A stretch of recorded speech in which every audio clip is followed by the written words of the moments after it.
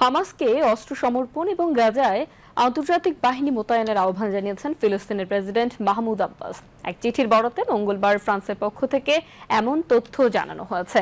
এদিকে ফিলিস্তিনিদের প্রতি সহিংসতায় উস্কানি দেওয়ার অভিযোগে ইসরায়েলের দুই মন্ত্রী ইতামার বেন গিভার এবং বেজালের স্মোটরিচের ওপর নিষেধাজ্ঞা জারি করেছে কানাডা, অস্ট্রেলিয়া, নিউজিল্যান্ড, নরওয়ে এবং যুক্তরাজ্য।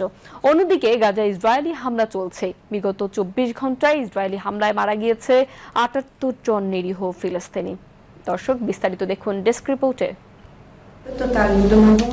ফ্রান্সের প্রেসিডেন্ট ইমানুয়েল মাখো ও সৌদি আরবের যুবরাজ মোহাম্মদ বিন সালমানকে লেখা এক চিঠিতে গাজায় সহিংসতা বন্ধে প্রধান কিছু পদক্ষেপের কথা তুলে ধরেন ফিলিস্তিনের প্রেসিডেন্ট মাহমুদ আব্বাস।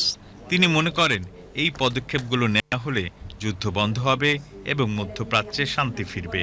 চিঠিতে আব্বাস লিখেছেন, তিনি মনে করেন হামাসের আর গাজার শাসন করার প্রয়োজন নেই। ফিলিস্তিনের নিরাপত্তা বাহিনীর কাছে তাদের অস্ত্র সমর্পণ এবং সামরিক সক্ষমতা হস্তান্তর করা উচিত। এছাড়া সুরক্ষা কর্মসূচির অংশ হিসেবে গাজায় আরব বা আন্তর্জাতিক বাহিনী মোতায়েনের প্রস্তাব আছে চিঠিতে। এদিকে ফিলিস্তিনিদের প্রতি সহিংসতায় উস্কানি দেওয়ার অভিযোগে ইসরায়েলের দুই মন্ত্রী ইতামার বেন গিভর এবং বেজালের স্মোটরিচের উপর নিষেধাজ্ঞা জারি করেছে যুক্তরাজ্য সহ 5টি দেশ। ইসরায়েলের বর্তমান যুদ্ধকালীন মন্ত্রিসভায় জাতীয় নিরাপত্তা বিষয়ক মন্ত্রণালয়ের দায়িত্বে আছেন গিভর, আর স্মোটরিচ ইসরায়েলের অর্থমন্ত্রী।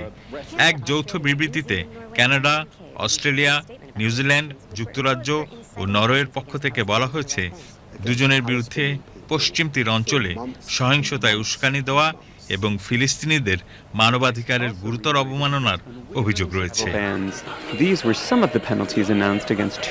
যা অগ্রহণযোগ্য, ভয়ঙ্কর এবং বিপজ্জনক।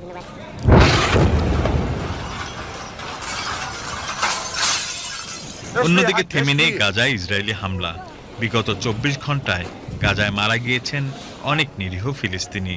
এর মধ্যে রয়েছে নেটজারিম করিডোরে ত্রাণ নিতে আসা এক কিশোর সহ অনেকে। Latest attacks on Palestinians waiting for food. International desk, BTV news.